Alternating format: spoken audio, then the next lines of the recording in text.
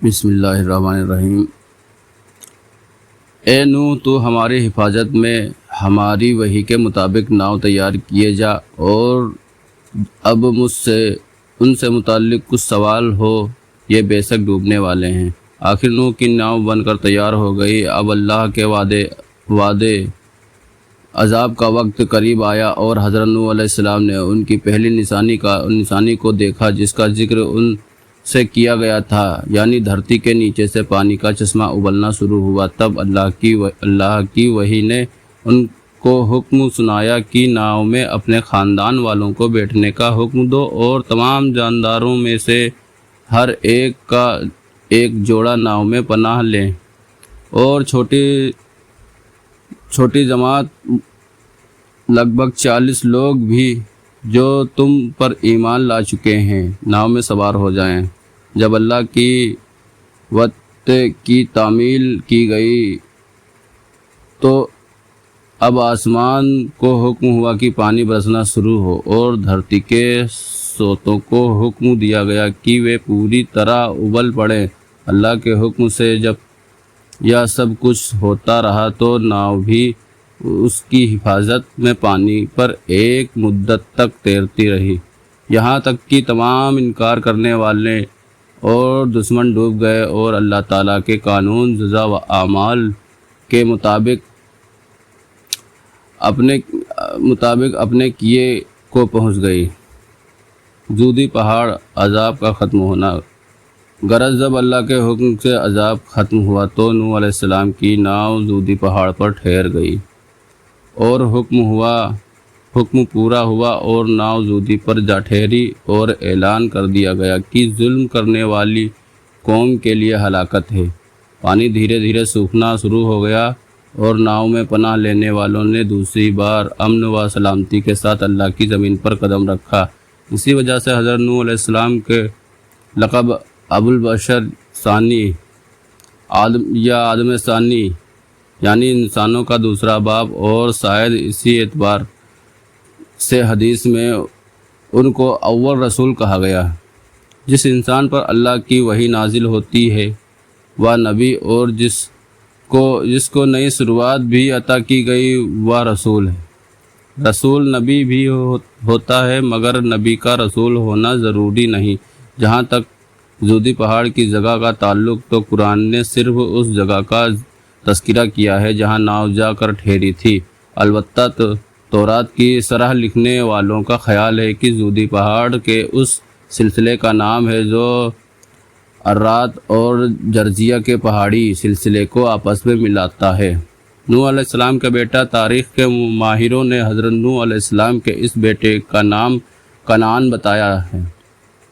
یا تورات کی روایت کے مطابق ہے، قرآن اس کا نام بتانے سے خاموش ہے، جو نفس وقریہ کے لیے غیر ضروری تھا۔ البتہ حضرت نوح علیہ السلام کا اس بیٹے سے خطاب اور اس کے جواب کا ذکر کیا گیا ہے۔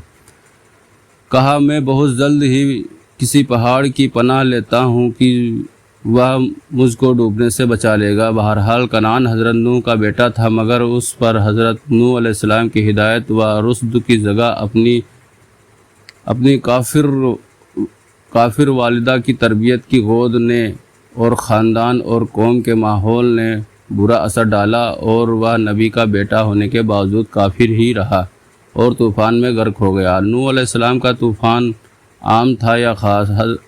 کیا نوح علیہ السلام کا طوفان پوری دنیا میں آیا تھا یا کسی خاص خطے پر؟ اس کے بارے میں پرانے اور نئے علماء نے ہمیشہ سے دو رائیں رہی ہے۔ یہی صورت یہودی اور عیسائی علماء فلکیات کے علم کے اور طبقات الارض کے ماہروں کی ہے۔ ایک طبقے کا خیال ہے کہ یہ صرف اسی خطے میں محدود تھا جہاں حضرت نوح علیہ السلام کی قوم آباد تھی، اور یہ حلقہ پھیلاؤ کے اعتبار سے 1,40,000 مربع کلومیٹر ہوتا ہے۔ لیکن صحیح مسلک یہی ہے کہ طوفان خاص تھا، عام نہ تھا۔ البتہ قرآن مجید نے اللہ کی سنت کے مطابق صرف انہی تفصیلوں پر توجہ کی جو نصیحت کے لیے اور سبق حاصل کرنے کے لیے ضروری تھی۔ وہ تو صرف یہ بتانا چاہتا ہے کہ تاریخ کا یہ واقعہ سوچنے سمجھنے کو بھلانا نہ چاہیے کہ ہزاروں سال پہلے ایک قوم نے اللہ کی نافرمانی پر اصرار کیا اور اس کے بھیجے ہوئے ہادی حضرت نوح علیہ السلام کے سبق و ہدایت کے پیغام کو جھٹلایا، ٹھکرایا اور ماننے سے انکار کر دیا، تو اللہ نے اپنی قدرت کا مظاہرہ کیا اور ایسے سرکسوں کو ہوا بارش کے طوفان میں غرق کیا، اور اسی حالت میں حضرت نوح علیہ السلام اور تھوڑے سے لوگوں کی ایماندار جماعت کو محفوظ رکھ کر نجات دی۔ حضرت نوح علیہ السلام کی عمر۔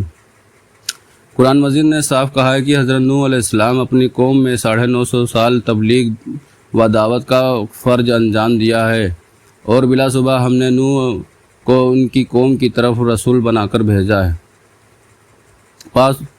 پاس ہوا رہا ہم نے 50 کم 1000 سال یا عمر موجود طبعی عمر کے اعتبار سے عقل سے پورے معلوم ہوتی ہے کہ لیکن محال اور ناممکن نہیں ہے، اس لیے کہ کائنات کے شروع کے دنوں میں غم و فکروں اور مرضوں کی یہ بہتات نہیں تھی۔ ساتھ ہی پرانی تاریخ بھی مانتی ہے کہ کچھ ہزار سال پہلے کی طبعی عمر کا تناسب موجود تناسب سے بہت زیادہ تھا۔ حضرت نوح علیہ السلام کی طبعی عمر کا معاملہ بھی اسی قسم کے استثناء اپواد میں سے سمجھنا چاہیے جو انبیاء علیہ السلام کی تاریخ میں اللہ کی آیت اور اس کی نشانی کو فہرست میں گنی جاتی ہے، اور جن کی حکمت کا معاملہ خود اللہ تعالیٰ کے سپرد ہے۔ قرآن مجید میں حضرت نوح علیہ السلام کا ذکر 28 صورتوں میں 33 جگہ آیا ہے۔